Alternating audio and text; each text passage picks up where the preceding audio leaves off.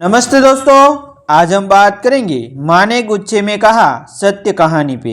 शाम की मध्यम रोशनी धीरे धीरे आंगन में उतर रही थी। घर के बाहर नीम का पेड़ हिल रहा था और भीतर रसोई से आती घी की खुशबू जैसे पूरे घर को स्नेह में डुबा रही थी। मनोरमा जी के चेहरे पर हल्की मुस्कान थी। उनकी आंखों में एक अजीब सी चमक थी। शायद कोई महीनों बाद बेटे को देखने की जो खुशी होती है वही चमक थी। आज बहुत दिनों बाद उनका लाडला बेटा प्रफुल्ल घर आ रहा था। जब उसने कॉलेज के लिए शहर का रुख किया था तब यही सोचा था कि हर महीने वह घर आएगा, माँ के हाथ का खाना खाएगा, पिता से बातें करेगा, आंगन में बैठे पुराने बरगद के नीचे किताबें पढ़ेगा। लेकिन शहर की पढ़ाई और प्रतियोगिताओं की भाग दौड़ में वह इतना उलझ गया कि हर घर आने का समय ही नहीं निकल सकता। हर बार फोन पर माँ यही कहती, बेटा अगली बार जरूर आना, और वह हर बार वह बहाना बनाकर टाल देता। लेकिन इस बार जब माँ ने जोर देकर कहा, प्रफुल्ल इस बार कैसे भी 2 दिन के लिए आ जाओ, माँ को तेरे बिना चैन नहीं आता, तो वह टाल नहीं सका। रेल का टिकट बुक हुआ, बैग पैक हुआ और आज वही दिन था जब वह अपने घर लौट रहा था। पर मन में एक संशय था, क्या माँ उसे गले लगाएगी या फिर डांट लगाएगी कि इतने दिनों तक क्यों नहीं आया। क्या उनकी आंखों में शिकायत होगी या स्नेह। मनोरमा जी इस समय रसोई में थी। कढ़ाई में सुनहरी पूरियों तलते हुए उनके चेहरे पर वही ममता थी जो हर माँ के चेहरे पर तब होती जब वह अपने बेटे के लिए कुछ बनाती ही। तभी उनकी जेठानी कला रसोई में आई। छोटी तू सच में अपने प्रफुल्ल से गुस्सा नहीं है? कला ने हंसते हुए पूछा। मनोरमा ने मुस्कुरा कर कहा, क्यों गुस्सा जीजी, जब मुझे पता है मेरा बेटा लाखों में एक है, उसमें कोई ऐब हो ही नहीं सकता। मैं इसी की कही बातों पर विश्वास करके अपने विश्वास की डोर को कमज़ोर नहीं करना चाहती। इतना कहकर उन्होंने पूरी ओर पलट दी। कला मुस्कुरा दी। यह छोटी माँ भी ना गजब का विश्वास करती है अपने बेटे पर, और एक हमारी माँ है, कोई झूठ भी बोल दे तो विश्वास कर ले। रसोई के बाहर खड़ा कुशल, जो कला का बेटा था, अपनी माँ और सासी की बातें सुन रहा था। उसके मन में एक विचार कांधा, सच में छोटी माँ का विश्वास तो पत्थर की दीवार की तरह अड़िग है, लेकिन अगर वही विश्वास कभी टूट गया तो। शाम ढलते ढलते घर में हलचल बढ़ गई। प्रफुल्ल के कमरे में बिस्तर लगाए गए, बैठक में घुल झंडी गए, माँ ने मंदिर में दिया जलाया और पिताजी ने पुराने रेडियो पर भजन चला दिया।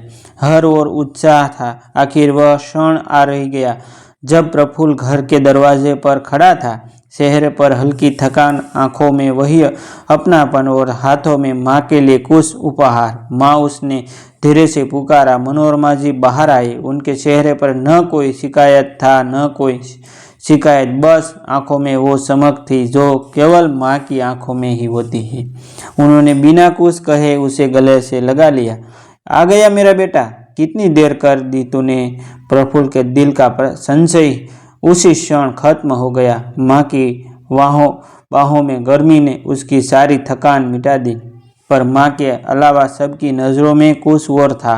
बैठक में बैठे परिवारजन उसे आश्चर्य से देख रहे थे।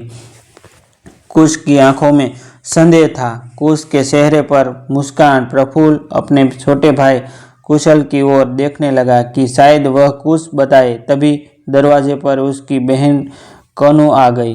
भैया, उसने दौड़कर उसके गले में बाहें डाल दी। दीदी, जीजू साथ नहीं आया? उससे भी मिल लेता। 2 दिन बाद तो मैं चला ही जाऊंगा। प्रफुल्ल ने पूछा।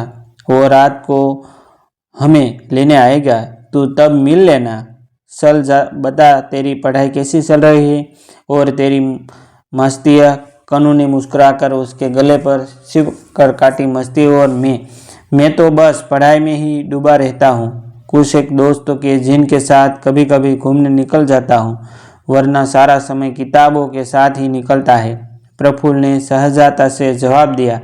कनु ने हल्की मुस्कान के साथ पूछा, अच्छा फिर वो विवेक हमारा पड़ोसी और तेरा कॉलेज वाला दोस्त वो सच्ची से तेरी शिकायत क्यों कर रहा था? मेरी शिकायत?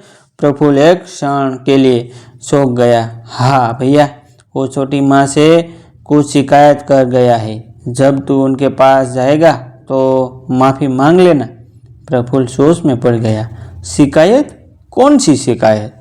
कनु आगे बोली, वैसे मुझे समझ नहीं आता, तुम्हारी तस्वीर देखकर भी छोटी माँ उसकी बात पर विश्वास नहीं कर रही थी। पता है वो विवेक भैया से क्या बोली?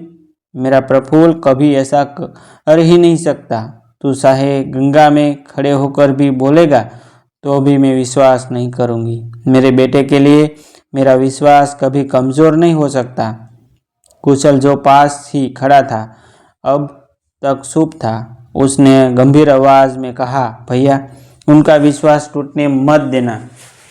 बहुत बड़ा भरोसा है वो तुम्हारे ऊपर। प्रफुल्ल के दिल में जैसे किसी ने पत्थर रख दिया हो। माँ का वह अटूट विश्वास जो अब तक उसे संबल देता आया था, आज बोझ जैसा लगने लगा। आखिर विवेक ने क्या कहा होगा और माँ को क्या उस पर शक नहीं हुआ? रात को जब सब सो चुके थे, प्रफुल्ल अपने कमरे की खिड़की के पास बैठा सोचता रहा। शहर में बिताए सारे दिन उसकी आंखों के सामने घूमने लगे। किताबों की दुनिया, कॉलेज के दोस्त और हाँ, विवेक उसका सबसे करीब दोस्त था। पर पिछले कुछ महीनों से दोनों के बीच कुछ बातें बिगड़ने लगी थी। कुछ गलतफहमियां थी, कुछ जलन, शायद उसी ने कुछ झूठ बोल दिया हो। लेकिन माँ ने उस झूठ पर भी विश्वास नहीं किया। मैं चाहे गंगा में खड़ा होकर भी कहूँ तो भी माँ नहीं मानेंगी। यह वाक्य उसके मन में बार बार गूंजने लगा। सुबह की पहली किरण खिड़की से झोंक रही थी। प्रफुल्ल पूरी रात नहीं सो पाया। वह सोच रहा था कि माँ का वह विश्वास उसके लिए क्या मायने रखता है। क्या मैं सच में इतना ही अच्छा हूँ जितना माँ सोचती है? अगर कभी मुझसे गलती हो जाए तो क्या मैं माँ का विश्वास तोड़ दूंगा? ये सवाल उससे अंदर तक हिला रहे थे। उसी समय दरवाजे पर दस्तक हुई। माँ थी, बेटा नाश्ता तैयार है, नीचे आ जा। प्रफुल्ल ने माँ की ओर देखा। वही ममता, वही स्नेह और वही विश्वास।